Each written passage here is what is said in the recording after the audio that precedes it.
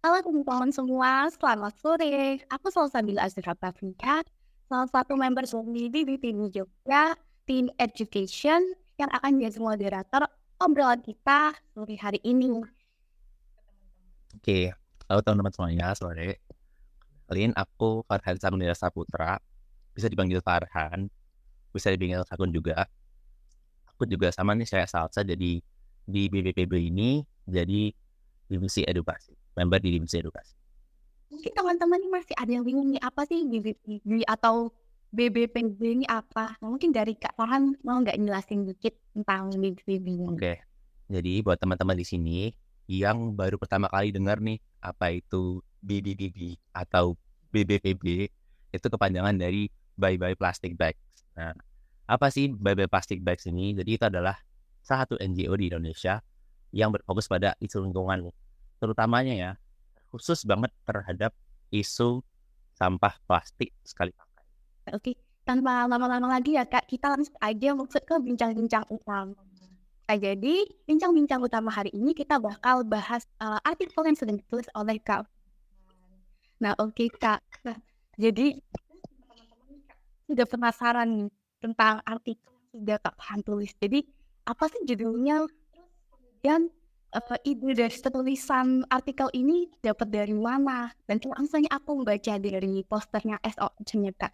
Kalau nggak salah, kita habis ini mau bahas tentang film Ya, kan, Kak? Bener saya nggak sih? benar banget. Kita bahas tentang drakor. Dan itu dulu.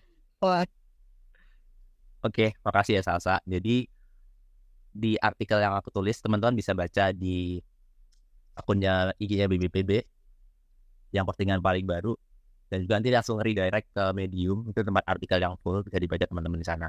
Judul artikel yang aku tulis, artikel populernya adalah The Silent Sea, ketika seisi bumi itu mengantri untuk air. Nah, apa sih itu sebenarnya? Jadi ini kayak semacam review film dari film The Silent Sea. Review film atau drakor di Netflix yang judulnya Silent Sea. Jadi awal-awal itu, kalau Salsa nanya, kenapa motivasi menulis ini dari mana? Dari nonton Netflix. Ya. Jadi waktu itu liburan, kayaknya Desember tuh libur ya. Desember tuh waktu libur-libur gitu. Kak, libur banget. Ada rekomendasi Netflix itu dari teman-teman, drakor namanya Silent Sea. Justru gara-gara ada satu pemainnya sih namanya Gong Yoo. Nah itu teman-teman yang pecinta drakor mesti kayak mencari-cari gitu orang gitu. Aku tahu juga. Ya. Tapi kalau buat teman-teman di sini yang masih belum tahu banyak drakor, nanti kita jelasin istilah-istilah drakor. Waduh. Oke, jadi di film The Silent Sea ini aku cerita sinopsisnya duluan aja ya. Boleh, boleh. Jadi di film The Silent Sea ini adalah film rilisan Netflix ya dari Korea, di mana terjadi kekeringan besar di bumi di seluruh penjuru dunia ya. Seluruh penjuru dunia terjadi kekeringan, dan plotnya itu adalah di mana manusia itu berusaha untuk mempertahankan bumi. Manusia berusaha mempertahankan bumi agar tidak punah. Salah satu caranya adalah mengambil sampel air di bulan. Tuh, mengambil sampel air di bulan. Nah, di mana nanti katanya air di bulan itu bisa menolong kekeringan di bumi gitu. Kan namanya judulnya The Silent Sea gitu kan. Jadi di bulan tuh terlihatnya kan senyap, sunyi gitu. Dan di sana ternyata ada air gitu, namanya The Silent Sea. Jadi silent sea, tidak terlihat lautnya gitu. Itu plotnya kayak gitu ya dari filmnya. Nah, sewaktu aku nonton, tiba-tiba itu di episode 1 sama 2 itu banyak isu lingkungan yang diangkat loh guys gitu. Banyak isu-isu lingkungan yang diangkat dari film ini yang kita bakalan bahas bareng-bareng di live kita kali ini. Itu. Wah, oke Kak. Nah, tanpa lama-lama lagi nih, aku langsung aja, aku pengen tanya-tanya nih Kak, dari artikel yang sudah Farhan tulis nih, apa aja sih yang menarik yang bisa jadi bahan obrolan kita sore hari ini? Oke, kita langsung bahas terkait isu lingkungannya ya. Kita belajar dari film, meskipun di film itu sebenarnya tidak 100% fakta. Tapi kita bisa ambil kayak pelajarannya, kira-kira apa aja sih yang bisa kita uh, ambil dari isu-isu lingkungan yang ada dari film ini. Yang pertama, dari isu kekeringan itu sendiri. Kira-kira kalau dari isu kekeringan, sebenarnya kekeringan itu ada nggak sih di bumi ini? Di negara-negara maju, negara berkembang, negara-negara yang masih berkembang itu kira-kira ada nggak sih menurutmu Sal, isu kekeringan? Oh, enggak. Kalau misalnya aku kan sering banget nih kayak main IG, terus kayak main Twitter. Nah, aku tuh sering banget kayak nemu-nemu aja gitu itu postingan tentang ada isu kekeringan di belahan negara lain. Atau mungkin ada juga kayak semacam iklan nih buat ngajak kita volunteer buat bantu masalah isu lingkungan. Nah, tapi kalau misalnya di Indonesia sendiri nih Kak, aku masih belum tahu secara langsung nih tentang isu lingkungan, terutama karena Indonesia kan negara tropis ya Kak, banyak hujannya. Memang ada curah-hujannya ya. Mm. Nah, jadi di film itu kan, di film Silence itu kan benar-benar di awal scene awal tuh benar-benar tunjukin bahwa dunia itu benar-benar kering banget di seluruh dunia, bahkan yang negara tropis yang curah hujannya tinggi, negara yang memang dari dulu udah panas kayak Afrika gitu udah sangat-sangat kering gitu kan. Nah, di situ aku jadi kepikiran, jadi belum sih di bumi ya, kekeringan ini terjadi apa belum di bumi gitu. Ternyata kekeringan ini sudah terjadi di bumi. Ya itu salah satunya contohnya yang udah Salsa mention tadi, kayak misalkan di negara, mohon maaf ya, negara bagian Afrika yang memang iklimnya sangat-sangat ekstrim, panas ya minta ampun dan juga kering gitu kan. Nah di sana kita tahu bahwa kekeringan ini sudah terjadi. Terus gimana soal Indonesia? Nah yang dekat kita dulu deh, dekat-dekat Jogja ya. Di dekat Jogja itu berdasarkan artikel yang aku baca dari Kompas, itu di bagian Gunung Kidul, di bagian selatannya Jogja, itu dari 18 kecamatan Gunung Kidul, 15-nya mengalami kekeringan. 15 kecamatan dari 18 itu mengalami kekeringan di Gunung Kidul. Gitu. Nah, kalau misalkan kekeringan, otomatis air minim kan ya soalnya. Otomatis orang-orang perlu mengantri untuk mendapatkan atau akses air ini gitu. Nah, Sasa tahu harga air di Gunung Kidul berapa? Harga air biasa. Enggak Kalau tahu misalkan Kak, berapa tuh? harga air biasa di kota berapa? Di kota harga air, hitungannya gimana Kak? Berarti Ya, galonan ya? kalau kita beli galon deh. Galon mungkin sekitar 10.000, 20.000 gitu. Sudah. Nah, aku juga nakos nih ya di Jogja. Aku kan juga beli galon. Galon itu sekitar 20 liter ya. Itu harganya 20.000. Ibarat 1 liter tuh 1.000 lah. 1.000 tuh 1 liter ya harganya. Sedangkan di Gunung Kidul itu harganya 120.000 sampai 150.000 per 5 liter. Bayangin. Harga airnya 120 sampai 150. Iya, harga airnya segitu di Gunung Kidul. Jadi emang kekeringan ini emang benar-benar nyata terjadi gitu di belahan dunia dan juga Indonesia. Yang deket-deket kita juga ada kan di Jogja. Nah, terus kalau misalkan kita ambil fakta-fakta ya, fakta-fakta dari film The Silence ini, kita coba ambil yang dari artikel aku. Poin yang pertama itu adalah sampah plastik itu tidak dapat membusuk. Poin pertama yang kita bisa pelajari, sampah plastik tidak dapat membusuk. Nah, kenapa sampah plastik tidak dapat membusuk? Nah, sebenarnya aku tanya ke Salsa dulu dan teman-teman di sini deh. Kira-kira sampah plastik itu dapat membusuk apa enggak sih? Coba bisa tulis di komputer juga ya, si komputer tulis di chat dulu.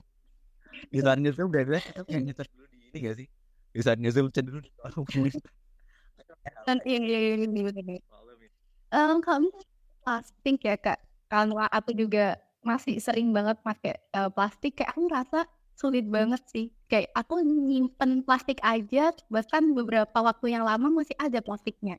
Aku nanya lagi ya, kira-kira nih sampah organik apa tau kira-kira? Kalau organik bebas apapun itu. Sampah organik apa ya? Apel ya? Apel ya, oke. Apel. Apel. Kita coba makan apel gitu. Let's say kita nggak habis gitu, udah kenyang gitu, kenyang bego. Udah makan apel, habis itu kita letakin si apel itu di udah terbuka gitu, sama satu botol air mineral. Kita diemin deh seminggu. Kira-kira yang terjadi apa tuh? Oke, seminggu kira-kira kayak apel pasnya busuk dan enggak. Sudah baunya sudah nyengat. Mungkin ada kayak cacing atau apel itu. Kalau misalnya plastik, tunggu aja masih kayak diem aja plastik. Udah enggak kan? Oke, jadi benar itu faktanya. Jadi plastik itu tidak dapat membusuk. Kalau misalnya penjelasannya adalah sampah organik ketika diambil di ruangan terbuka, dia akan mengalami reaksi oksidasi namanya. Jadi di mana dia akan bereaksi sama organisme kayak bakteri, jamur gitu, dan akan mengubah jadi gas-gas karbon di udara gitu. Nah, itu kayak apel contohnya. pisang dan lain-lain, buah-buahan gitu bisa juga. Nah kalau plastik ini tuh mengalami reaksi oksidasi juga, cuman dia mengalami reaksi yang sangat lama dan juga harus ada faktor-faktor lain seperti faktor lingkungan, kondisi alamnya kayak gimana. Dia akan mengalami reaksi oksidasi juga, cuman tidak serta-merta langsung jadi gas karbon. Dia akan menjadi partikel yang lebih kecil lagi, sampai mulai tergesek-gesek plastiknya sampai menjadi bagian kecil yang disebut namanya mikroplastik. Oke. Jadi dia tidak langsung serta-merta menguap gitu, tapi dia akan jadi bagian partikel-partikel kecil namanya mikroplastik. Oke.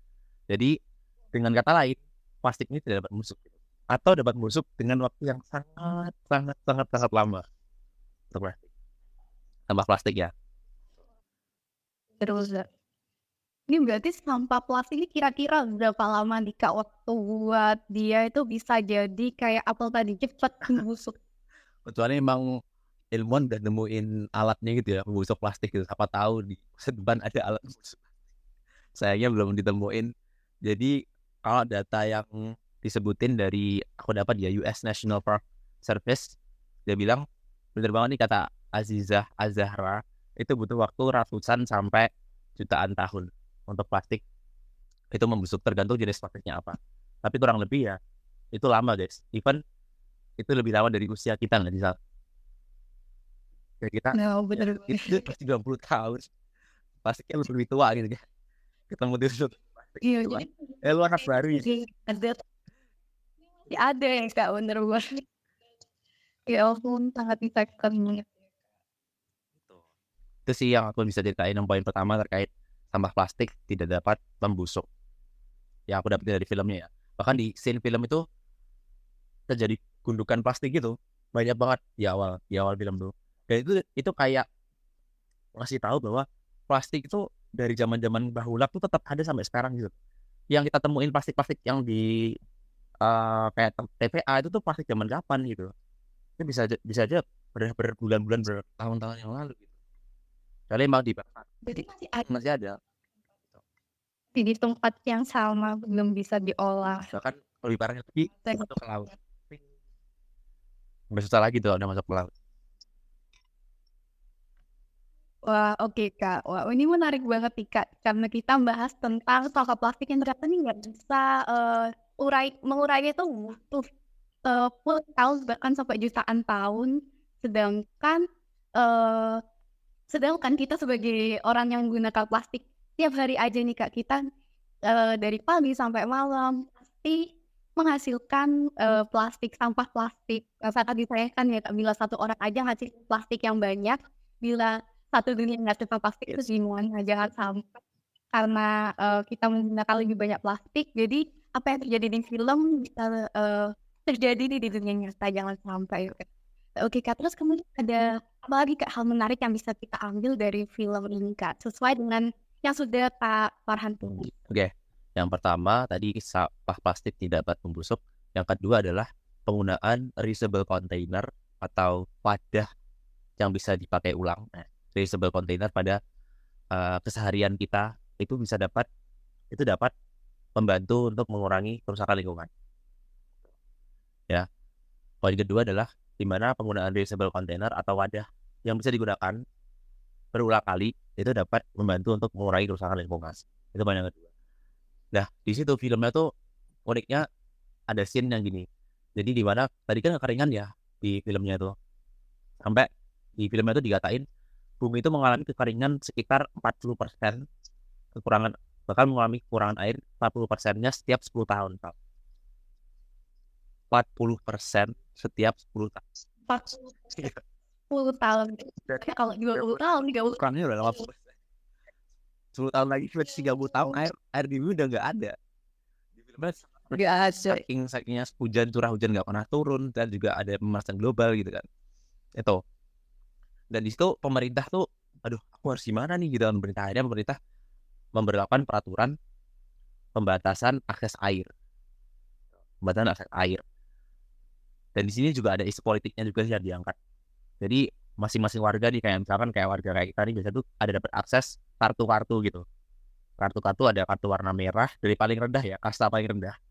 Merah, biru, perak sama gold atau emas gitu. Kasta yang paling tinggi. Jadi makin rendah kastanya jumlah airnya juga semakin sedikit gitu. Misalkan sehari hanya setengah liter, kalau yang kartu yang merah dia sampai 1 liter per harinya. Jadi ibarat kita setiap hari itu cuma dikasih jatah air 1 liter gitu. Misalkan kayak ini ya, contohnya aku adalah kartu golongan merah gitu. Jadi kalau golongan merah itu cuma setengah liter setiap harinya. Jadi pemerintah tuh encourage warganya dapat botol kayak gini nih, botol kayak gini. Dan nanti kayak diisi ke masing-masing station yang ada. Jadi punya station di masing-masing daerah gitu ya. Itu ada kayak pom bensin, ibaratnya kayak pom bensin itulah. Ibarat kayak pom bensin, nanti kita bisa isi air ulang. Nah tapi uniknya itu kita nggak boleh bawa wadah sendiri, kayak wadah plastik atau wadah apapun itu kita nggak boleh bawa. Jadi wadahnya, wadahnya itu udah ada namanya. Misalkan di sini ada namanya salsa, umurnya berapa, golongan kartunya merah gitu misalkan.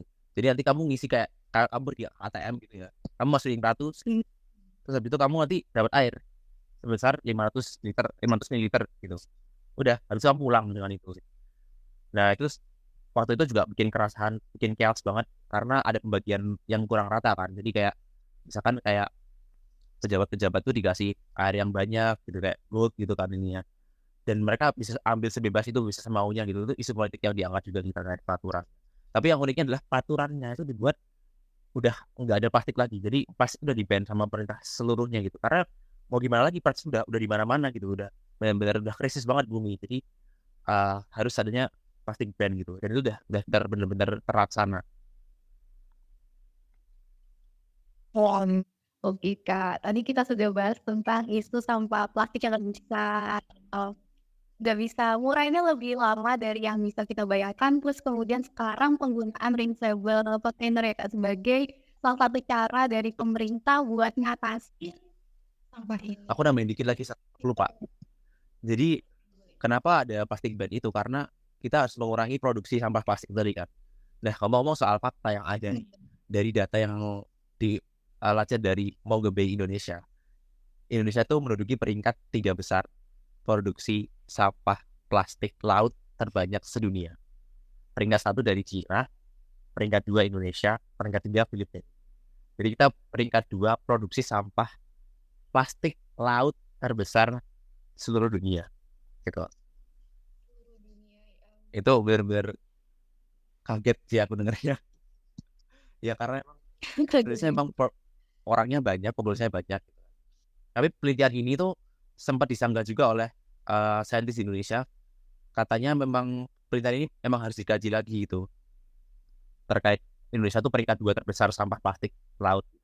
Tapi terlepas Indonesia itu peringkat 2 atau peringkat berapapun itu, sampah plastik kan tetap ada ya.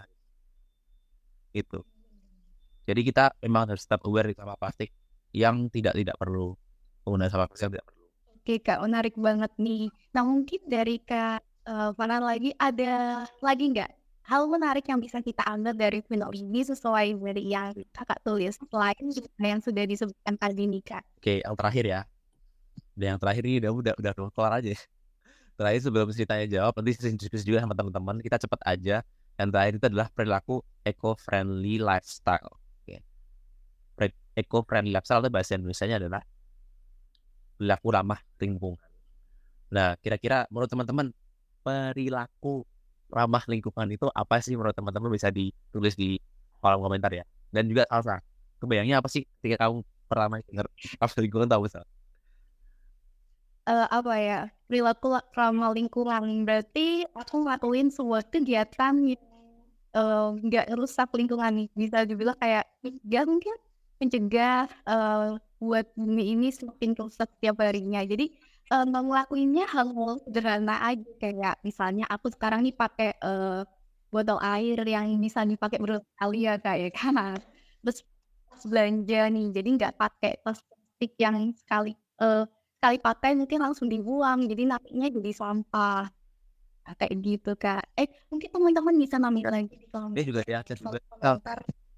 ada yang juga nih. Dari film ini juga dapat pelajaran juga, jangan sampai harus ada bencana dulu. Kita semua baru sadar soal bahaya plastik. Dari Wah, banget nih. kalau aku pertama kali kebayang tentang ramah lingkungan ya, aku tuh pertama kali terpikirkan gitu mobil listrik. Kayak di iklan gitu kan, eco-friendly car, kayak mobil listrik yang dia emisi gasnya rendah gitu, aku pikirnya gitu. Tapi yang disebutin salah tadi benar banget gitu. Jadi ketika kita mikir tentang ramah lingkungan tuh nggak cuma hal-hal yang rumit dan besar aja gitu. Tadi hal-hal simpel pun juga bisa kita lakuin ya dengan perilaku ramah lingkungan. Menurut kampus Cambridge itu, benar yang sebutin salah tadi, perilaku ramah lingkungan itu adalah perilaku yang tidak melibatkan kerusakan pada lingkungan. Tapi nggak cuma tidak ya. Jadi aku ulangi, perilaku yang tidak atau mengakibatkan sedikit kerusakan terhadap lingkungan. Jadi bukan ketika kita ramah lingkungan tuh bukan berarti kita 100% bebas tidak merusak lingkungan gitu. Dan itu dibilang impossible. Kita sangat-sangat susah gitu. Tidak berdampak kerusakan pada lingkungan. Karena setiap hari kita juga nggak bisa lepas dari plastik kan. Ya, Karena bener kita banget. di alat elektronik gitu. Alat elektronik di misalkan di toko grosiran gitu, otomatis kan dapat kemasan juga kan. Kemasannya pasti kita juga. Oke, terus yang poin terakhir tadi ya sampaikan, yang pertama adalah sampah plastik tidak dapat membusuk, yang kedua reusable container, yang ketiga adalah perilaku eco-friendly lifestyle yang kita perlu encourage bareng-bareng. Jadi kita tidak bisa terlepas dari yang namanya plastik memang, tapi kita berusaha untuk tetap sekiranya nih mencoba untuk memilah-milah lagi sebelum kita ngelakuin suatu tindakan, apakah tindakan kita ini berdampak buruk terhadap lingkungan. Wah, Kak, keren banget nih pembahasan terakhir kita tentang eco-friendly lifestyle. Mungkin dari aku sama teman-teman ya, Kak, kayak sebenarnya nggak asing nih sama namanya, tapi kita tuh masih agak bingung nih harus mulai dari mana buat nerapin hal tersebut. Ternyata dari hal-hal kecil aja kayak misalnya bawa air sendiri, kemudian tas belanja, atau hal-hal lain nih yang mungkin bisa bisa dimulai dari sekarang buat cegah bumi ini artinya mengalami kerusakan dan tetap lestari. Nah, oke Kak, mungkin kita sudah banyak zone nih Kak. Ya kebanyakan ngomong deh kita, kebanyakan ngomong. Kenapa teman? Iya, teman-teman aja deh. Oke, oke Kak. Nah, dari apa yang sudah aku kasih Kak dari obrolan tadi dari awal sampai akhir, nah aku minta kayak ngali kesimpulan sendiri kalau misalnya ternyata filmnya ini worth to watch. Bener nggak sih Kak? Filmnya ya. Ya, filmnya untuk para rekomendasi film The Silence ini benar-benar worth to watch menurut aku pribadi. Kalau dari segi subjektif karena aku suka drakor, jadi aku mau rekomendasikan untuk dilihat. Promosi banget ya, promosi drakor banget. Tapi kalau dari segi objektifnya tadi ya, cerdasnya film ini adalah mengungkit terkait isu lingkungan. Jarang film-film yang biasanya drakor, ibarat kita nonton drakor itu biasanya kayak cinta-cintaan atau isu-isu yang kira-kira yang udah biasa gitu. Kalau film ini kok angkat isu lingkungan ya, itu tuh benar-benar berbeda gitu dibanding film-film yang lain. Meskipun ada juga beberapa kelemahan di film itu, kayak plotnya jujur masih agak rumit gitu. Dan emang ini adalah film science fiction gitu. Science fiction dimana tidak semua berdasarkan fakta dan kita perlu cross check ulang gitu. Kita harus cross check ulang di film ini apakah benar apa. Oke Kak, nah keren nih. Jadi buat teman-teman yang masih belum nonton, aku juga nih Kak masih belum nonton. Jadi mungkin Sama nanti episode langsung turutin nanti. oke Kak, oke Kak, oke. Teman-teman juga jangan lupa nonton ya setelah sesi live kita hari ini. Nah, oke, jadi mungkin pertanyaan terakhir dari aku ya Kak. Kalau misalnya dari Kak Farhan sendiri nih, ada nggak kesan sama pesan nih buat teman-teman di sini yang bisa yang mungkin pengen tahu nih apa yang bisa didapetin dari saran dari kesan sama pesan yang sudah Kak Farhan bilang? Aduh, kalau usah pesan-pesan, aku juga bukan siapa-siapa. Kita juga masih belajar di sini terkait perilaku ramah lingkungan dan lain-lain. Isu lingkungan itu juga kita masih belajar juga. Kalau pesan-pesan sih, jangan lupa nonton drakor bro. jadi balik ke film. Ya, pesan-pesannya ke teman-teman dan aku juga pribadi, jangan takut untuk menjadi, kalau bisa orang bilang itu adalah imperfect environmentalist. Jadi environmentalis yang tidak sempurna. Jadi kayak misalkan kita kadang masih berbuat tidak ramah lingkungan, itu nggak apa-apa. At least kita udah belajar mengurangi sampah plastik dikit-dikit, step by step, because the first step is always the biggest. Jadi itu sih langkah pertama. Ada pertanyaan dari atau Fani Iftin, rekomendasi film lain tentang lingkungan mungkin Kak Upaya nih kan suka nonton atau mungkin ada drakor yang tentang lingkungan, ada mungkin bisa rekomendasiin ke teman-teman. Tadi itu aku baru mau nanya teman-teman pada kira-kira teman-teman ada rekomendasi film lain nggak ya? Tapi nggak apa, teman-teman bisa banget ya tulis, karena kita juga bisa belajar dari film kan. Nah, teman-teman bisa tulis di kolom komentar kira-kira apa aja sih film-film di Netflix atau dimanapun itu yang angkat isu lingkungan yang kira-kira bisa ningkatin awareness kita. Khasnya kalau yang beberapa kali ini aku tonton tuh ada The Silence ini. Terus ada lagi misalkan film Hollywood itu ada namanya Don't Look Up. Oke. Itu ada Leonardo DiCaprio juga, Jennifer Lawrence. Itu filmnya yang akan juga terkait isu lingkungan dan juga isu politik. Don't Look Up judulnya di Netflix. Terus ada lagi, itu juga 2020, baru-baru ini juga Don't Look Up. Ada lagi Seaspiracy. Jadi Seaconspiracy, disingkat Seaspiracy. Itu juga terkait isu lingkungan juga. Banyak banget sih. Asal lagi Cowspiracy juga ada. Cowspiracy itu juga banyak. Ada lagi juga terkait lingkungannya. Kalau misalkan lihat video, nah conspiracy kata Intilozoic. Kak, tapi dari teman-teman juga sudah ada yang nyaranin nih. Dari Kak Lily, dokumenter There is Something in the World. Film dokumenter tuh juga banyak loh di Netflix. Jadi Netflix itu nggak cuma kayak isinya film-film hiburan aja, tapi juga ada film dokumenter yang based on fact. Itu menarik sih. Bener banget. Kalau misalnya lihat di Netflix atau teman kayak dokumenter kayak dari laut, terus kemudian juga kehidupan satwa di darat yang ngangkat isu lingkungannya, ngangkat di bawah. Kita nonton. Jadi mungkin enggak film-film ada alurnya, jadi dari dokumenter juga bisa ditonton di Netflix. Ya. Kita kayak jadi endorse Netflix banget ya. Kita di jar banget. Netflix oke. Bisa dimanapun itu, bisa di layar kaca atau gimana. Yang ilegal gak benar guys. Bisa dimanapun itu ya pokoknya. Bener banget, dimanapun, gak harus di Netflix ya Kak, di platform nonton mana aja. Dari Mei Wulan 09, Pulau Plastik dan Semesta. Oh, kemarin juga ada nih film Pulau Plastik, ini ramai diperbincangin ya Kak. Sayangnya aku belum nonton. Di mana tuh nontonnya? Wah, aku belum tahu nih Kak. Dari Kak Mei Wulan mungkin bisa spill dan kita bisa nonton Pulau Plastik di mana. Itu kemarin ramai diperbincangkan loh Kak. Kayak ada film bagus isu lingkungan judulnya Pulau Plastik. Nih. Ini dari Kak Aziza juga. Ada pertanyaan nih. Mungkin boleh aku bacain sekarang ya Kak. Boleh share dong Kak, gimana cara kita nge-influence orang terdekat kita buat nerapin eco-friendly lifestyle. Oke, dari Salsa dulu. Kenapa? Dari Salsa dulu deh. Oh, oke. Sebenarnya cara paling gampang, jadi kayak ngajak aja kayak hal-hal kecil yang sudah aku mulai dulu, kayak misalnya pakai botol plastik, terus botol plastik yang jangan calon plastik bakal jujur loh. tahu banget. Tahu benar, oke. Jadi kadang ini kalau saya di Jogja ya, karena mau ini sudah nerapin tas berbayar. Bener banget. Di Jakarta tuh di Indomaret, Alfamart kan udah nggak ada plastik lagi dong. Aku kemarin ke Indomaret kayak beli apa namanya susu gitu, nggak ada nyediain lagi gitu. Di Jakarta udah banyak di apa namanya, nggak cuma di Indomaret, pokoknya di bener-bener banyak deh di Jakarta udah nggak nyediain plastik lagi.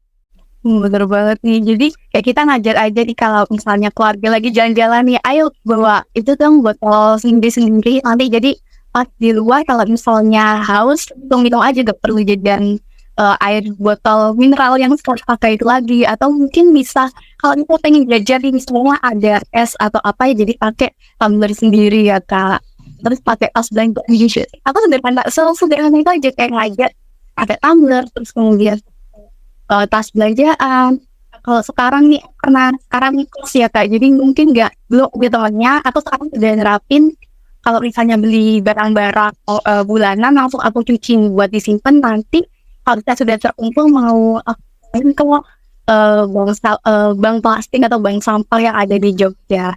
Tapi kalau untuk dari Kak Farhan sendiri gimana? Aku sama sih, sama. Kurang lebih kita coba dulu dari diri kita sendiri dulu. Gitu. Kita coba dari kita sendiri dulu. Gak usah langsung kayak encourage ke orang kayak, kamu harus gini. Gak usah yang kayak keluarga juga kayak, kamu juga harus jangan pakai sampah kayak gini gitu.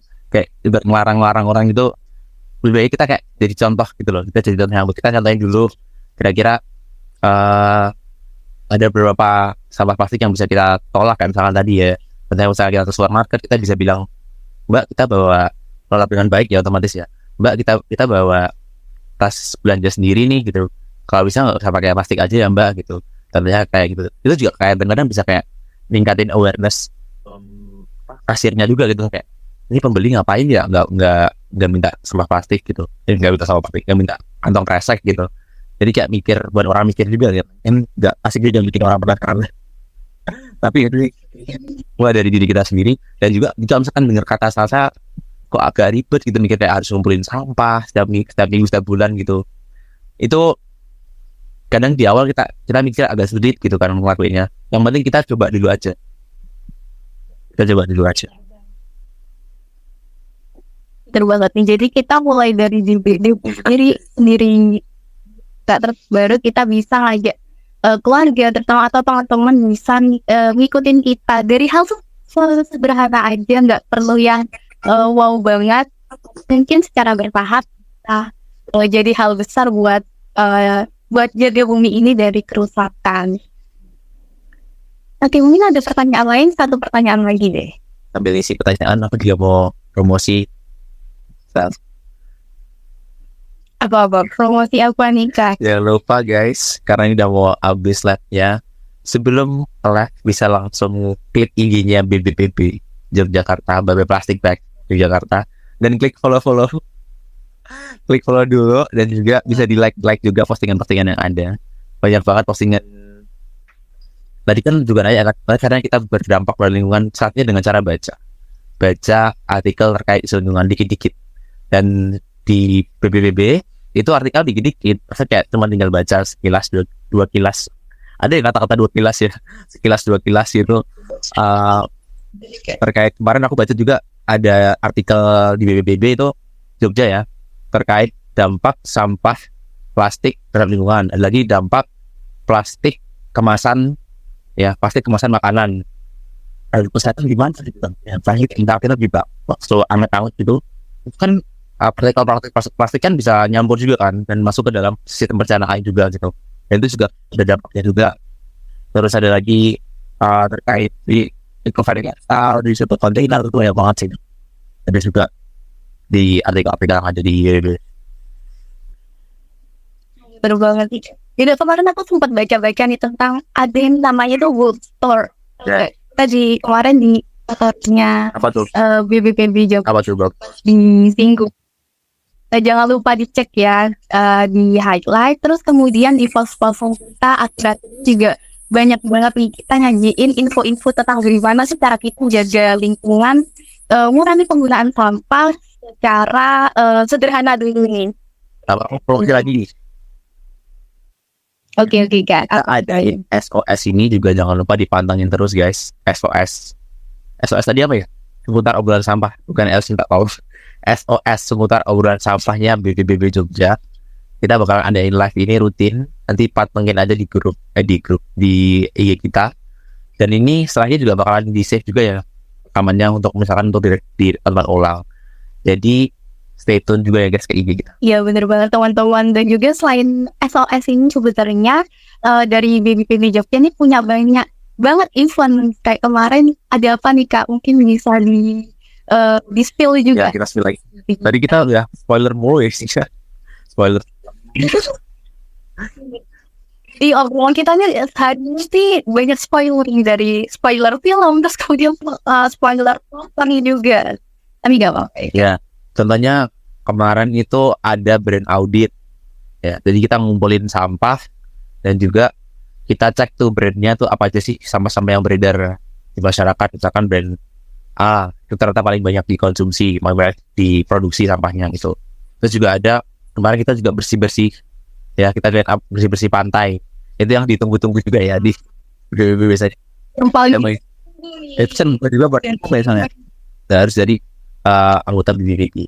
Atau yang mau daftar BPPB di periode selanjutnya bisa juga join BPPB. bener banget nih. Jadi makanya jangan sampai lupa mantengin IG kita ya Kak. Jangan lupa follow. Terus kalau misalnya ada posan jangan lupa buat baca. Oke. Keren banget nih. Maksudnya gitu. Nah ini kita banyak tahu hari ini. Oke, mungkin teman-temannya sudah cukup paham ya Kak. Mungkin obrolan kita sore hari ini karena durasi waktu juga ya Kak, jadi kita bisa mengakhiri. Nah oke, terima kasih banyak buat teman-teman yang sudah diskusi SOS kita hari ini. Tapi jangan sedih karena SOS bakal hadir lagi di minggu-minggu selanjutnya. Jadi jangan lupa buat mantengin IG kita. Thank you so much guys. Bye-bye. Terima kasih banyak. Sampai ketemu lagi di SOS selanjutnya. Sampai jumpa lagi teman-teman.